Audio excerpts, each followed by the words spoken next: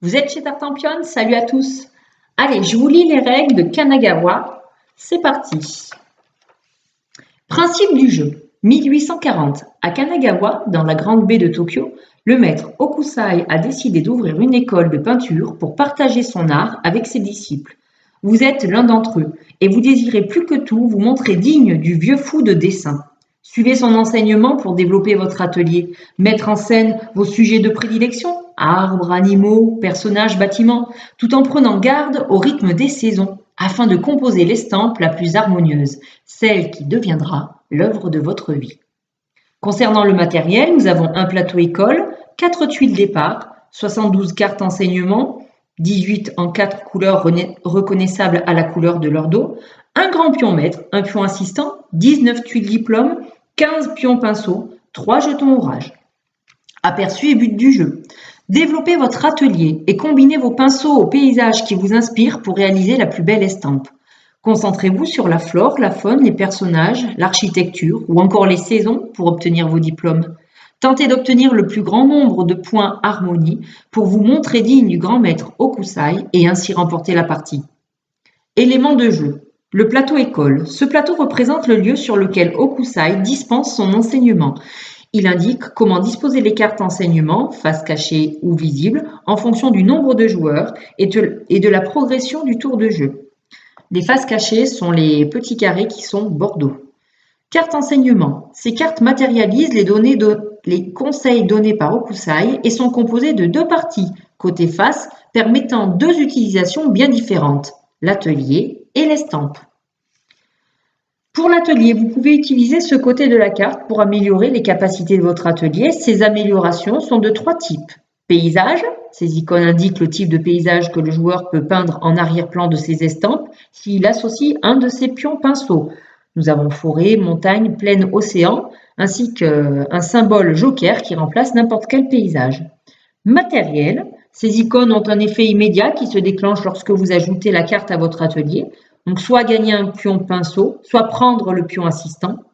Savoir-faire, ces icônes vous donnent une nouvelle capacité que vous pouvez utiliser à chaque tour, si vous le souhaitez, tout au long de la partie, comme une double flèche qui représente déplacer un pion pinceau ou une main qui tient une carte et qui vous dit que vous pourrez conserver une carte enseignement d'un tour à l'autre.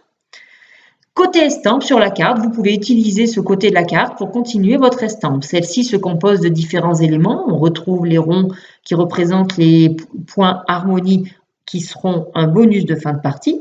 Et nous avons également en haut à droite les différentes saisons représentées. Le sujet principal en plein milieu avec derrière un arrière-plan et tout en bas le petit rond symbole qui représente les paysages. Paysage indique le type de paysage présent en arrière-plan dans l'estampe. Le joueur doit toujours poser un pinceau sur une icône de ce type dans son atelier pour pouvoir peindre cette estampe. Vous pouvez trouver 1 ou 2 paysages par estampe. Sujet principal indique le sujet à peindre permettant d'obtenir des diplômes. Saison indique la saison présente dans l'estampe. Printemps, été, automne, hiver. On peut trouver même orage qui remplace n'importe quelle saison. Bonus de fin de partie rapporte 1 point d'harmonie à la fin de la partie. Dos des cartes enseignement. Chaque couleur de dos fait référence au sujet principal susceptible de se trouver côté face. Un dos vert indique qu'il peut y avoir 1, 2 ou 3 arbres dans l'estampe. Un dos rouge indique qu'il peut y avoir un personnage dans l'estampe. Un dos bleu indique qu'il peut y avoir un animal dans l'estampe. Et un dos jaune indique qu'il peut y avoir un bâtiment dans l'estampe. Tuiles diplôme. Ces tuiles représentent des objectifs à remplir tant au niveau de la composition de votre estampe qu'au niveau de l'aménagement de votre atelier. Réaliser ces objectifs vous permettra de progresser à grands pas vers la victoire, pour peu que votre orgueil ne vous pousse pas vers l'inaccessible. Pions pinceau. Ces pions représentent une partie du matériel que vous possédez dans votre atelier vous permettant de réaliser votre estampe. Le pion pinceau est symbolisé sur les cartes enseignement par, là vous ne le voyez pas puisque c'est en audio, mais un petit gobelet avec le manche du pinceau qui ressort en bois. Jetons orage, ces jetons représentent une saison joker que vous pouvez obtenir grâce à certaines tuiles diplôme. À la fin de la partie, les jetons orage sont placés sur les cartes de votre choix se trouvant dans votre estampe. Ceux-ci deviennent alors la saison de votre choix. Pion grand maître et assistant. Ces pions représentent l'actuel premier joueur, le pion grand maître, et le futur premier joueur avec le pion assistant, et sont symbolisés sur les cartes. Enseignement par un espèce de personnage avec un chapeau japonais. L'assistant peut se déplacer de joueur en joueur pendant un tour de jeu, tandis que le grand maître, lui, ne change de main qu'à la fin du tour. Tuile départ. Ces tuiles représentent le point de départ de votre estampe et de votre atelier. Estampe, vous venez de peindre votre premier plan d'estampe. Votre travail est encore bien timide, même si une première saison est déjà clairement reconnaissable. Atelier, vous démarrez votre enseignement avec du matériel, deux pions, pinceaux que vous placez devant vous, du savoir-faire, une flèche indiquant le déplacement possible d'un pinceau à chaque tour, le type de paysage que vous maîtrisez en début de partie. Alors après, bon, je vous laisserai quand même lire la règle pour vous expliquer la mise en place, mais en gros, vous installez le plateau école au centre de la table, les différents diplômes autour, on mélange toutes les cartes, on détermine un premier joueur, chacun prend une tuile de départ et ses deux premiers pinceaux, et puis c'est parti, on va jouer. Alors comment se déroule la partie? J'y viens. La partie se déroule en plusieurs tours constitués des étapes suivantes. 1. Suivre l'enseignement du maître. 2. Approfondir ses connaissances ou passer à la pratique. Et 3. Faire une nouvelle leçon. Suivre l'enseignement du maître. Le premier joueur, celui qui possède le pion grand maître, pioche autant de cartes enseignement que de joueurs et les place sur la première ligne du plateau école. Ces cartes sont posées face cachée ou face visible selon les indications des emplacements qui les accueillent. 2. Approfondir ses connaissances ou passer à la pratique. En commençant par le premier joueur dans le sens horaire, choisissez si vous souhaitez approfondir vos connaissances ou si vous préférez passer à la pratique. Alors, si vous souhaitez approfondir vos connaissances, passez votre tour et ne prenez pas de carte enseignement pour l'instant. Cette action vous permet d'attendre que d'autres cartes enseignement s'ajoutent au plateau pour récupérer plus de cartes. Par contre, vous prenez le risque que les cartes que vous convoitez soient éventuellement récupérées par un autre joueur avant que votre tour ne revienne. Attention, si vous êtes le dernier joueur encore à l'école au début de cette étape, vous devez passer à la pratique. Remarque, vous pouvez regarder à tout moment dans la pioche le dos des cartes à venir. Et si vous préférez passer à la pratique, eh bien vous quittez l'école car vous estimez en avoir assez appris pour poursuivre votre œuvre. Vous devez immédiatement choisir une colonne de cartes enseignement de l'école, poursuivre votre œuvre, c'est-à-dire améliorer votre atelier ou agrandir votre estampe, et réclamer éventuellement le ou les diplômes correspondants. Choisir une colonne de cartes enseignement de l'école. Choisissez une colonne et récupérez toutes les cartes enseignement présentes dans cette colonne. Lorsque vous avez récupéré les cartes enseignement, vous ne pouvez plus prendre de cartes jusqu'au prochain tour. Pour suivre votre œuvre, vous devez immédiatement placer toutes les cartes enseignement ainsi récupérées dans votre atelier et ou votre estampe dans l'ordre de votre choix. Vous pouvez répartir vos cartes comme vous le souhaitez entre l'atelier et l'estampe. Exception, chaque symbole qui représente une main qui tient une carte présent dans votre atelier vous permet de garder une carte enseignement en main d'un tour à l'autre. Améliorez votre atelier. Vous pouvez toujours poser une carte enseignement dans votre atelier. Il n'y a aucune restriction. Pour ce faire, retournez la carte enseignement de façon à pouvoir lire la partie atelier à l'endroit et placez-la sur la partie inférieure de votre tuile départ pour améliorer votre atelier. Placez les cartes suivantes en dessous de celles déjà posées de façon à prolonger votre atelier.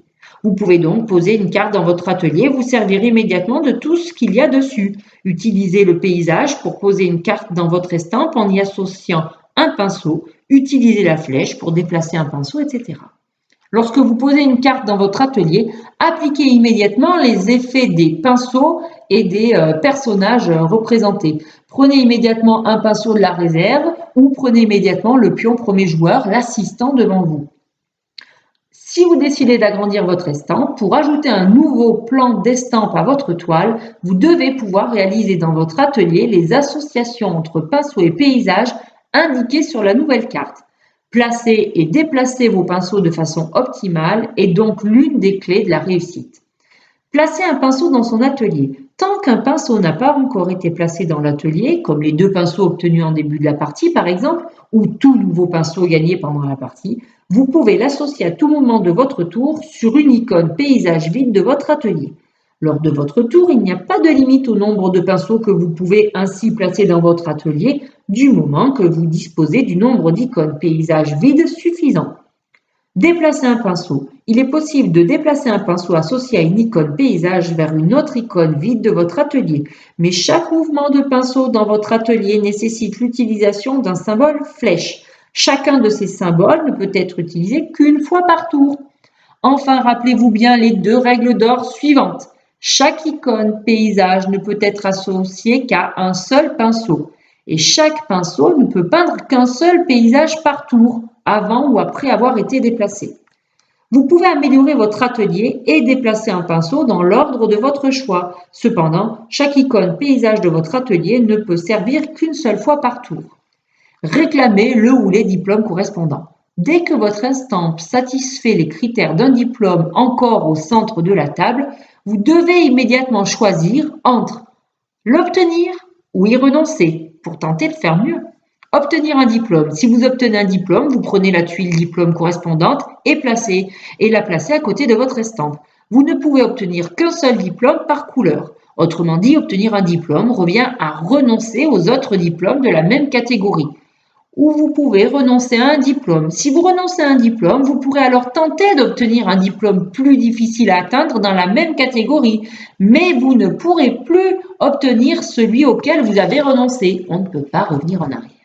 Une carte enseignement posée dans votre estampe ou votre atelier ne peut plus être déplacée jusqu'à la fin de la partie.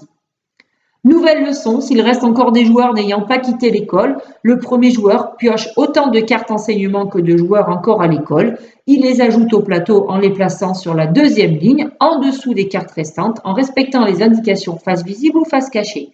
Une fois les cartes enseignement ajoutées au plateau, les joueurs encore à l'école reprennent à l'étape 2 et continuent le tour comme indiqué ci-dessus. Si un joueur au moins a choisi d'approfondir ses connaissances une 2e fois, ajoutez des cartes enseignement sur la 3e ligne du plateau en respectant les mêmes conditions de pause et reprenez à l'étape 2 pour la dernière fois. Lorsque les 3 lignes du plateau sont remplies, les joueurs encore à l'école doivent obligatoirement quitter l'école et récupérer toutes les cartes enseignement d'une même colonne pour passer à la pratique. Lorsque tous les joueurs ont récupéré des cartes enseignement, le tour se termine. Le joueur qui détient le pion assistant prend le pion grand maître devant lui et devient le premier joueur pour le tour suivant. Un nouveau tour peut commencer. Reprenez à l'étape 1, suivre l'enseignement du maître. Remarque, lorsque vous ajoutez la dernière carte enseignement de la pioche à l'école, vous déclenchez la fin du jeu. Tous les joueurs encore à l'école doivent nécessairement, chacun à leur tour, choisir toutes les cartes enseignement de cette dernière colonne. Lorsqu'il reste moins de cartes enseignement que de joueurs encore à l'école, il est donc possible que les dernières colonnes comportent moins de cartes enseignement. Être premier joueur est donc un atout non négligeable. Fin de la partie et décompte des points. La fin de partie se déclenche lorsque l'une de ces 2 conditions est atteinte. 1. La pioche est vide. La partie se termine à la fin du tour lorsque les derniers joueurs encore à l'école ont récupéré leurs cartes enseignement et sont passés à la pratique. Ou 2. À la fin d'un tour complet, un ou plusieurs joueurs possèdent au moins 11 cartes dans leur estampe. Procédez ensuite au décompte final des points en additionnant ou soustrayant si le symbole est barré. Mais avant de passer au décompte des points, chacun de vos jetons orage doit être placé sur une carte de votre estampe pour transformer la saison initiale en saison de votre choix. Alors en A, on va compter un point bonus par carte enseignement dans votre estampe, y compris la tuile de départ. Ensuite, vous comptez un point bonus par carte enseignement dans votre plus grande suite de saison, y compris la tuile de départ. Ensuite, donc là, on passe à C.